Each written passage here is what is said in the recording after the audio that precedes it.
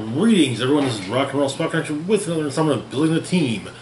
So, first off, to cover the last game we did Building the Team for, that was the 600-point Silver Age build.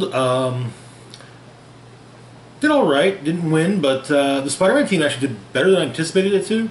It kind of helped that I had a whole bunch of probs, so, you know, a lot of front-loaded probs makes it a little bit harder to actually hit, so yeah.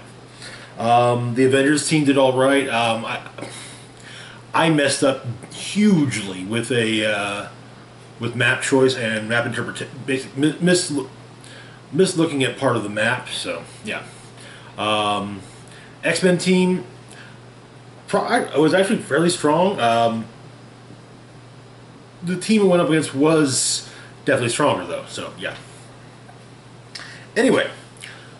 This week's build, well, actually, this will be the build for the game played this past week, or this most recent week, I should say.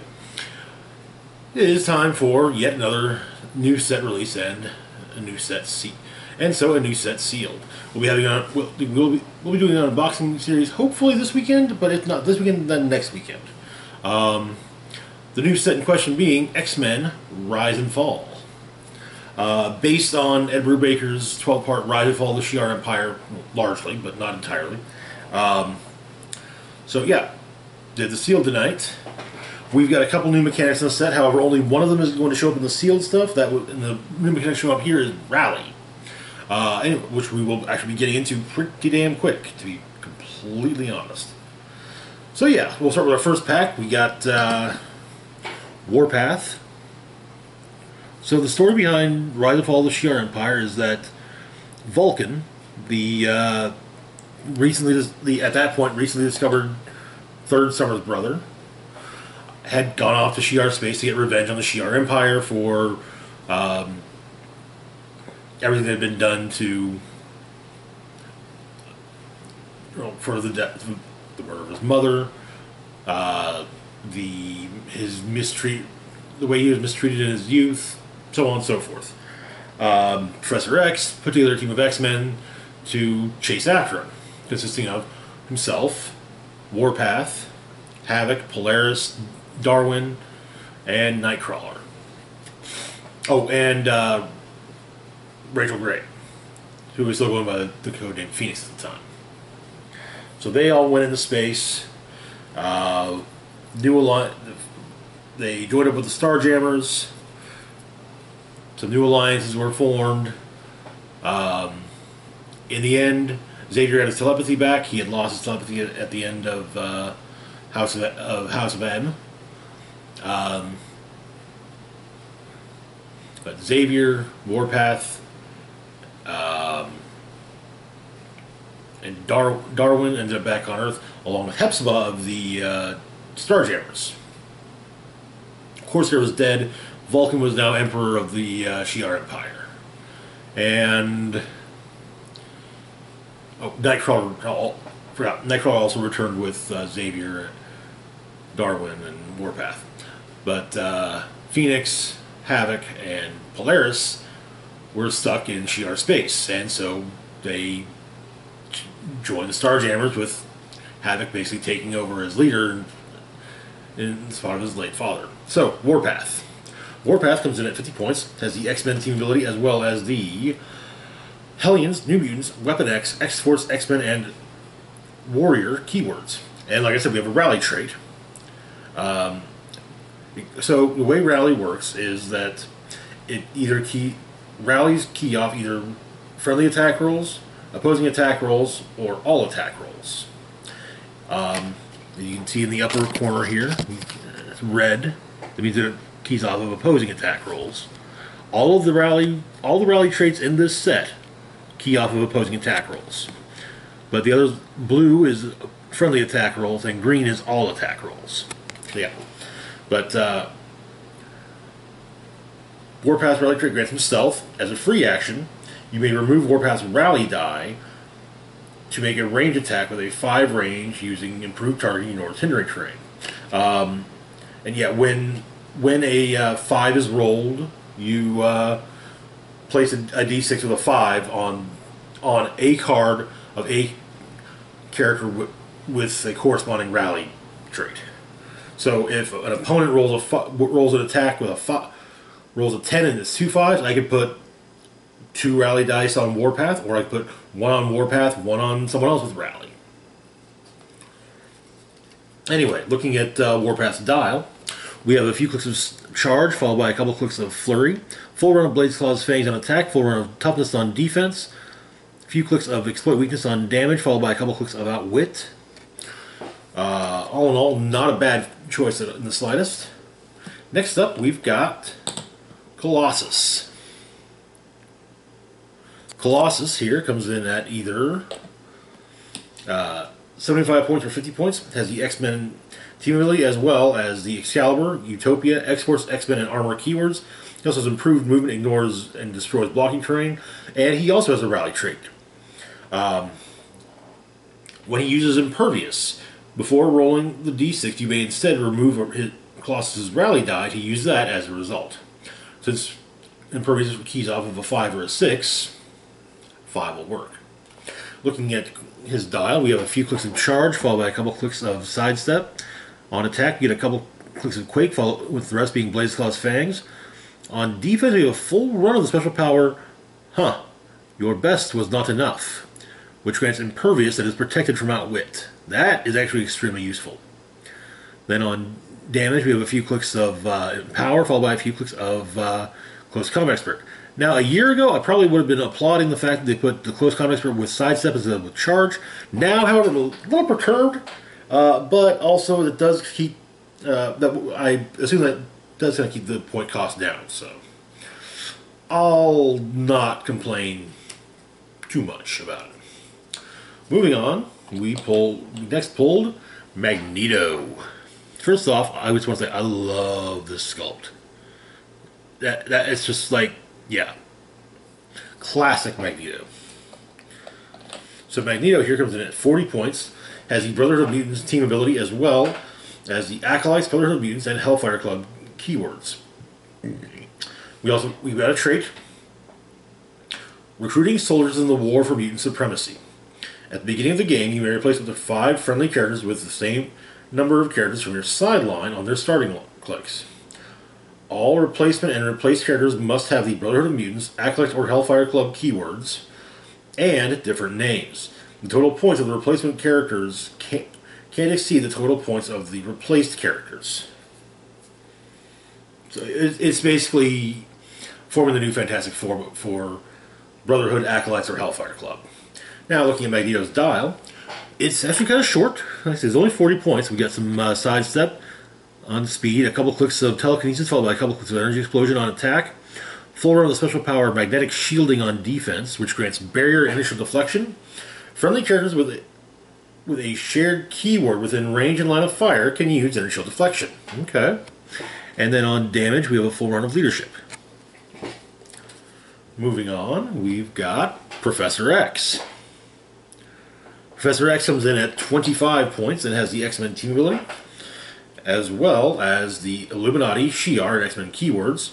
We have 2 traits, the first of which is a rally trait. It grants him leadership. When he uses the leadership, before rolling the d6, you may instead remove his rally die to use it as a result. There was actually a point where I had 2 rally dice on him, but the turn he was still around with the 2 rally dice on him, no one had any tokens for me to try and clear with leadership. So, and then he got KO'd. So yeah. Yes, I used Xavier in the game, obviously. The other trait is recruiting for a future threat. It is literally the exact same as Magneto's recruiting soldiers in the war for mutant supremacy trait, except that instead of it being Acolytes, Brotherhood, and Hellfire Club, it's Illuminati, Shi'ar, and X-Men. Looking at Xavier's dial, we get a couple clicks of stealth, followed by a couple clicks of sidestep. On defense, we get a couple clicks of combat reflexes, followed by a couple clicks of super senses. And on damage, we start off with a couple clicks. We've got a couple clicks of outwit, and that is Xavier. Finally, for the first booster, we've got Warstar. Warstar is a member of the Shi'ar Imperial Guard. Robot. This is his second appearance in HeroClix. The first time having been back in, I believe it was Wolverine and the X-Men, where he was a super rare. But Warstar comes in at 75 points. He has the Imperial Guard, Shi'ar, Armor, Robot, and Soldier keywords. He also has improved targeting, may make range attacks out of adjacency, including to attack adjacent opposing characters.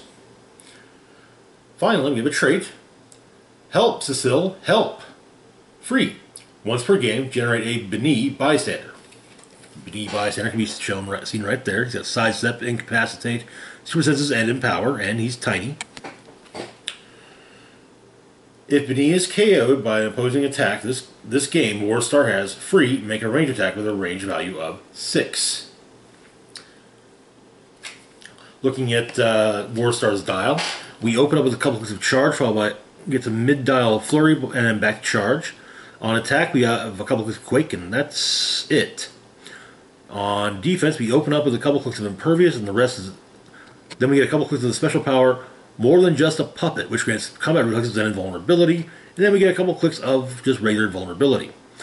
Finally, on damage, we have a full run of the special power Telepathic Link, which grants probability control, but only to target himself or B'ni. That can be useful, but yeah, the upside is, hey, prob on himself. Downside is prob only on himself. It does not. He can't target characters targeting him or B'ni. So yeah, that would make it would be a little more useful like that. But hey, it's better than no prob, I guess. So moving on to our second booster, though, we've got Hellfire Guard. Been a minute since we've seen these guys. So the Hellfire Guard comes in at 25 points. It has the Hellfire Club and Soldier keywords, as well as the trait. We have names, you know. Adjacent friendly characters with the Hellfire Club keyword can use Mastermind, but only to choose Hellfire Guard. So Hellfire Guard has basically 2 dials. We've got a 3-click long regular dial, and then we have a single-click dial that keys off of another character, and we will look at that at both. So looking at the dial, we start with the regular one. We've got a couple clicks of running shot, followed by a click of sidestep on speed. On attack, we open up with penetrating psychic blast, followed by energy explosion, followed by incapacitate, and then on damage or defense, we have a click of toughness. For the special, for the other one, which keys off of the Blackheart super rare. Start off on speed. We have the special power Demonic Transformation, which grants flight, charge, and flurry.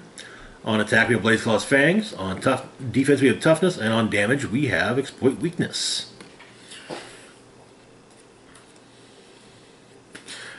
And as a side note, Blackheart can bring can do the whole leadership thing where he brings in Hellfire Guards. If I'm remembering correctly, I'm pretty sure he can. Next up, we've got Multiple Man.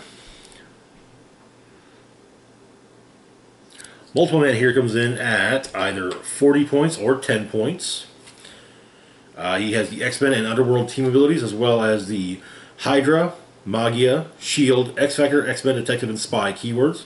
We have 2 traits. First off is Reabsorption. Multiple Man is a standard character. If he started the game on click number 9, he has a 0-point value for all effects, including scoring, protected from Pulse Wave. Meaning that if he started the game on click number 9, and he's hit with Pulse Wave and KO'd via Pulse Wave, then he's still 0 points. Next up, we have Creating New Dupes. Multiple Man takes a maximum of 2 damage from attacks. Whenever Multiple Man takes damage during your opponent's turn, after resolutions, generate a Multiple Man on click number 9. Damage taken as a result after effects that reduce or otherwise affect damage are applied. Protected. Pulse Wave. So even if he's hit by Pulse Wave, you still get to bring in you still can bring in a dupe. Looking at his dials, the regular dial, we've got a click of stealth on speed, and that's all. On attack, we have nothing to start with, but the rest is steal energy. On defense, we get a full run of toughness. On damage, we open up with a few clicks of leadership, followed by a couple clicks of close combat expert. The dupe dial, we've got plasticity on speed, incapacitate on attack, toughness on defense, and empower on damage.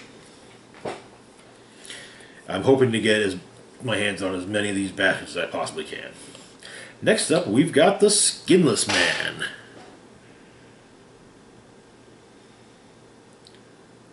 Skinless Man here comes in at a whopping 30 points, has the Brotherhood team ability, as well as the Brotherhood of Mutants and Weapon X keywords. Looking at his dial, it's quite short, 30 points, what do you expect?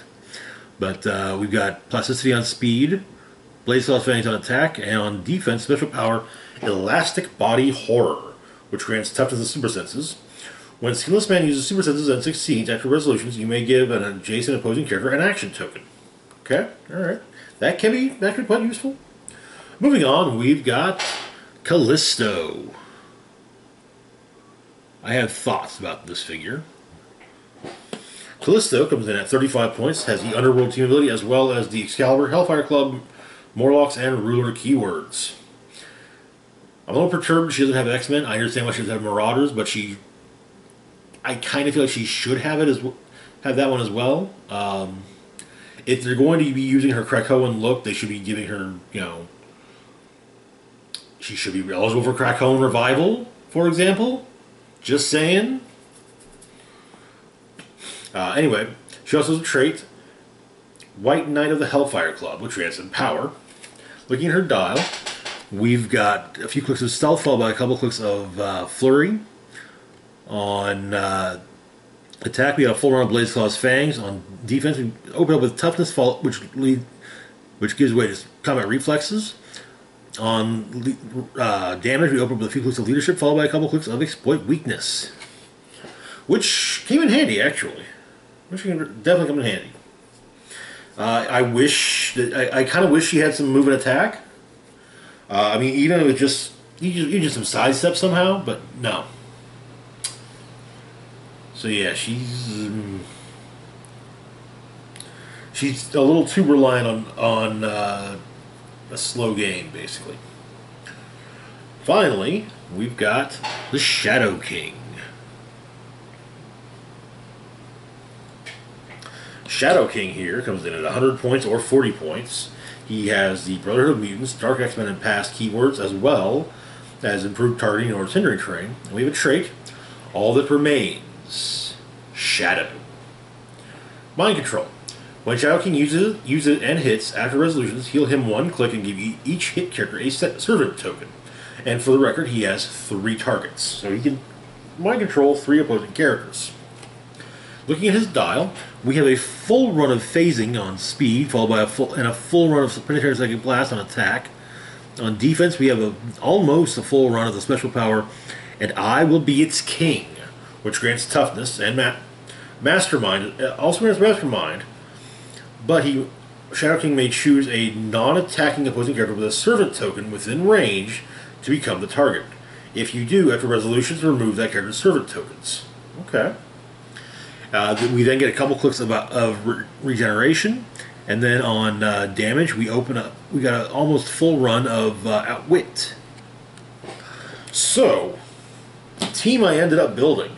Well, sadly, I didn't have enough to pull off a theme team, but we did decently.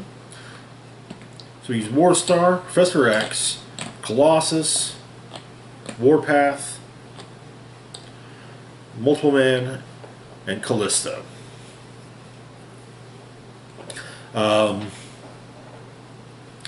First game, actually, I think I probably did better. I don't know.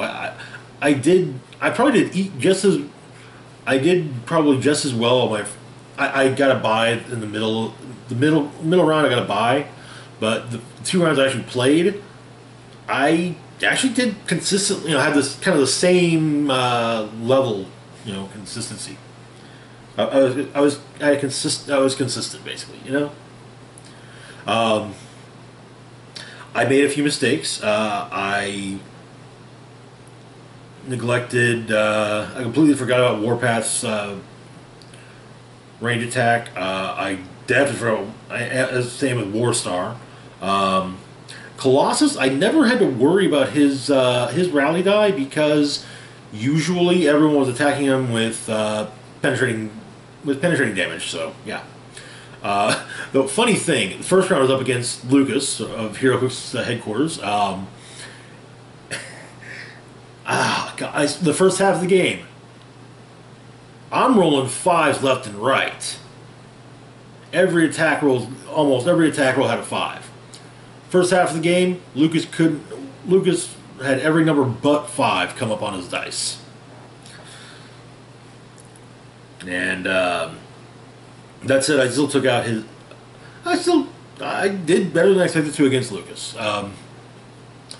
I did make some serious mistakes. For example, on the first round when I was setting everyone up, I forgot about the fact that Colossus and Callisto share a keyword, Excalibur. So I could have put Colossus adjacent to Callisto. Callisto could have then carried Colossus out. And I could have done the same thing with Madrox and Professor X and Madrox. Or hell, I could have just had Madrox carry either Xavier or Warpath. One or the other. But yeah, I forgot about that. Yeah, I was hoping to be able to build a theme team, but surprisingly I was not able to. I also managed to pick up a couple of loose boosters and some charity pieces, as well as a few loose boosters last weekend as well. Everything pulled from those will be covered in the unboxing bit series. But so yeah. Anyway, I think I'm actually the only one in my group who's actually like legitimately excited for this set. Anyway, that's going to do it for now. As always, feel free to like, share, and subscribe. Links to my Facebook, Twitter, Patreon, and PayPal can be found in the description box down below. This is Rock and Roll Spock signing off saying, live long and rock hard.